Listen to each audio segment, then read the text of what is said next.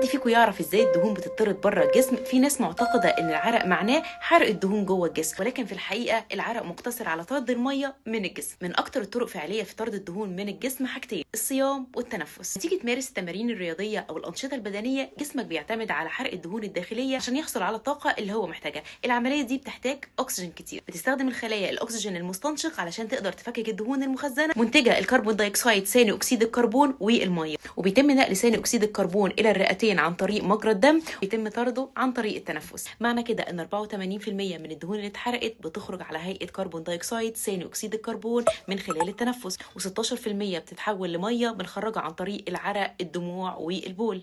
معنى كده ان اغلب الدهون اللي بنخسرها بنتنفسها بره جسمنا.